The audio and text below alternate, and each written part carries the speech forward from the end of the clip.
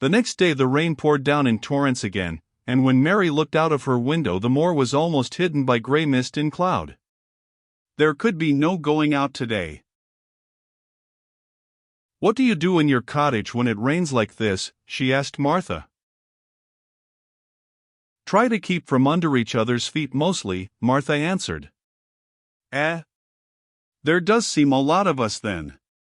Mother's a good-tempered woman but she gets fair moithered. The biggest ones goes out in cowshed and plays there. Dickon he doesn't mind wet. He goes out just same as if sun was sherneen. He says he sees things on rainy days as doesn't show when it's fair weather. He once found a little fox cub half drowned in its hole and he brought it home in bosom of his shirt to keep it warm.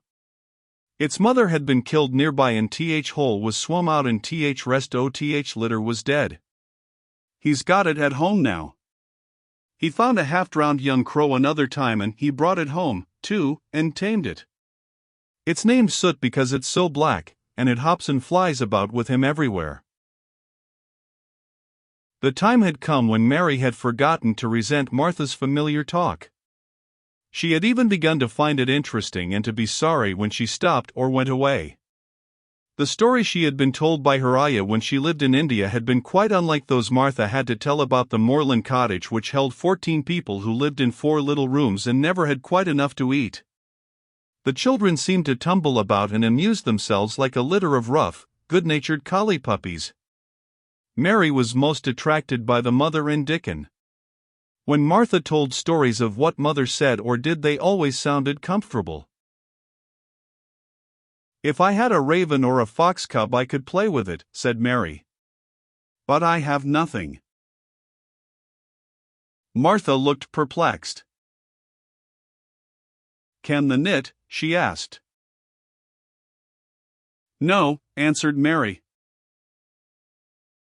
"Can the sew?" "No." "Can the read?" "Yes." "Then why doesn't the read somethin', or learn a bit o' spellin'? Th'st old enough to be learnin' thy book a good bit now." "I haven't any books," said Mary. "Those I had were left in India." "That's a pity," said Martha. "If Mrs. Medlock let thee go into library, there's thousands o' books there." Mary did not ask where the library was, because she was suddenly inspired by a new idea. She made up her mind to go and find it herself. She was not troubled about Mrs. Medlock. Mrs. Medlock seemed always to be in her comfortable housekeeper's sitting room downstairs.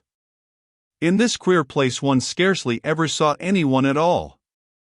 In fact, there was no one to see but the servants, and when their master was away they lived a luxurious life below stairs, where there was a huge kitchen hung about with shining brass and pewter, and a large servants' hall where there were 4 or 5 abundant meals eaten every day, and where a great deal of lively romping went on when Mrs. Medlock was out of the way. Mary's meals were served regularly, and Martha waited on her, but no one troubled themselves about her in the least. Mrs. Medlock came and looked at her every day or two, but no one inquired what she did or told her what to do. She supposed that perhaps this was the English way of treating children. In India she had always been attended by her ayah, who had followed her about and waited on her, hand and foot. She had often been tired of her company. Now she was followed by nobody and was learning to dress herself because Martha looked as though she thought she was silly and stupid when she wanted to have things handed to her and put on.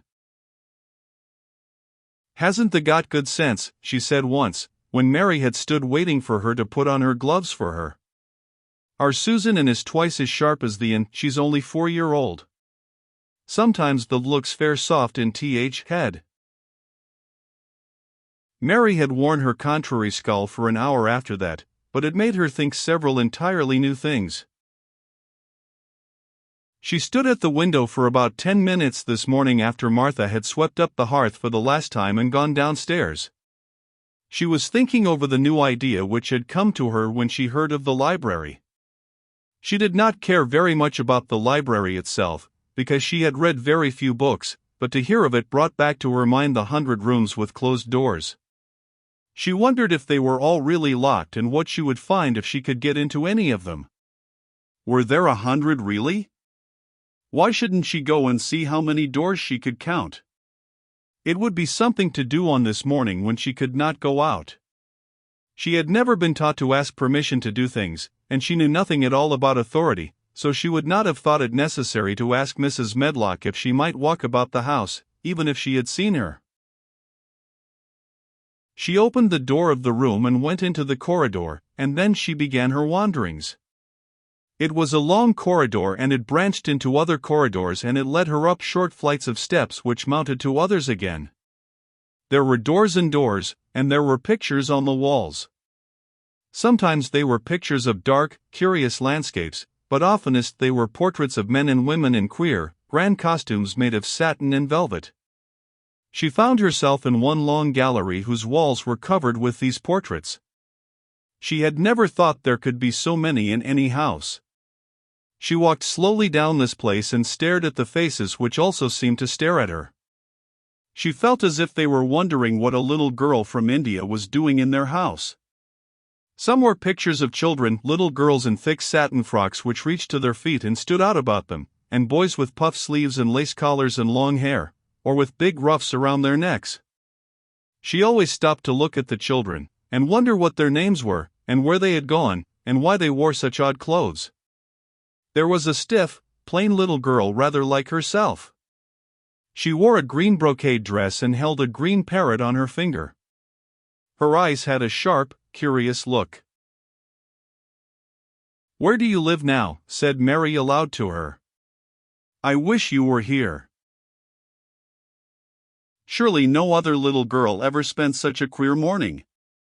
It seemed as if there was no one in all the huge rambling house but her own small self, wandering about upstairs and down, through narrow passages and wide ones, where it seemed to her that no one but herself had ever walked. Since so many rooms had been built, people must have lived in them, but it all seemed so empty that she could not quite believe it true. It was not until she climbed to the second floor that she thought of turning the handle of the door. All the doors were shut, as Mrs. Medlock had said they were, but at last she put her hand on the handle of one of them and turned it. She was almost frightened for a moment when she felt that it turned without difficulty and that when she pushed upon the door itself it slowly and heavily opened. It was a massive door and opened into a big bedroom. There were embroidered hangings on the wall, and inlaid furniture such as she had seen in India stood about the room. A broad window with leaded panes looked out upon the moor, and over the mantel was another portrait of the stiff, plain little girl who seemed to stare at her more curiously than ever. "Perhaps she slept here once," said Mary. "She stares at me so that she makes me feel queer." After that she opened more doors and more. She saw so many rooms that she became quite tired and began to think that there must be 100, though she had not counted them. In all of them there were old pictures or old tapestries with strange scenes worked on them. There were curious pieces of furniture and curious ornaments in nearly all of them.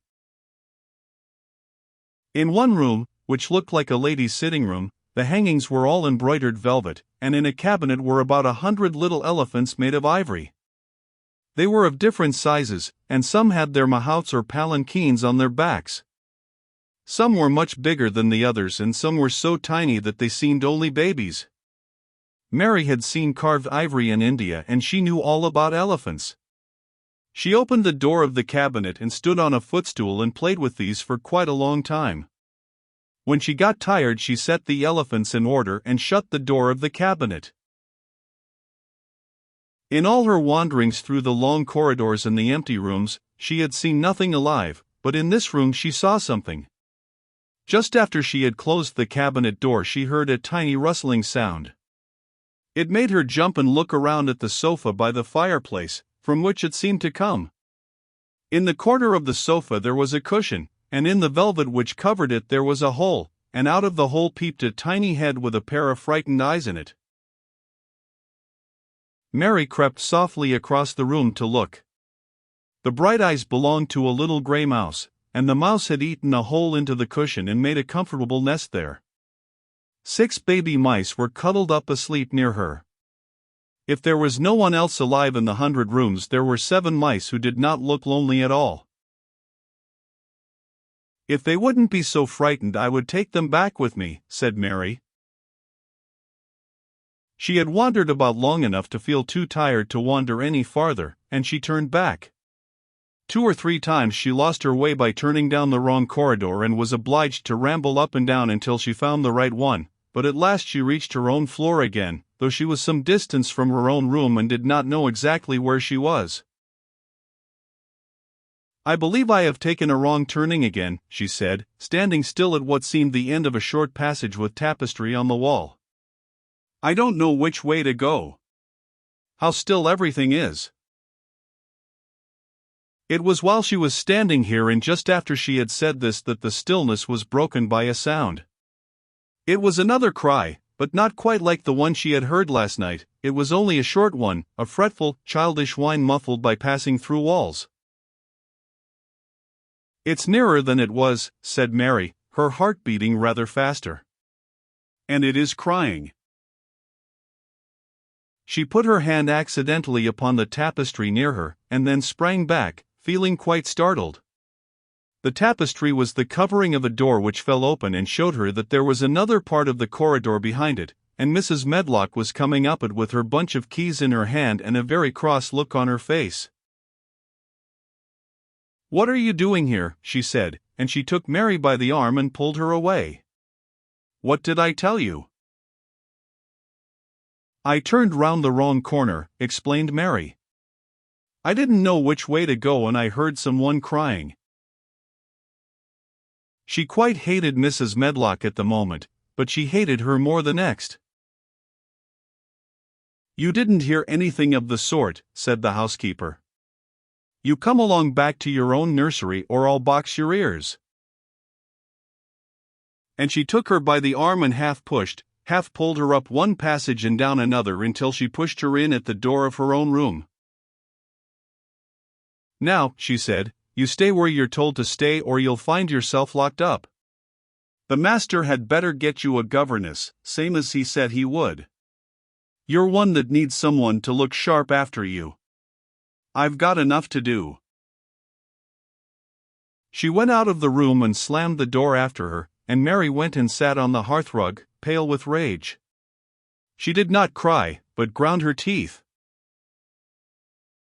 There was someone crying, there was, she said to herself. She had heard it twice now, and sometime she would find out. She had found out a great deal this morning. She felt as if she had been on a long journey, and at any rate she had had something to amuse her all the time, and she had played with the ivory elephants and had seen the gray mouse and its babies in their nest in the velvet cushion.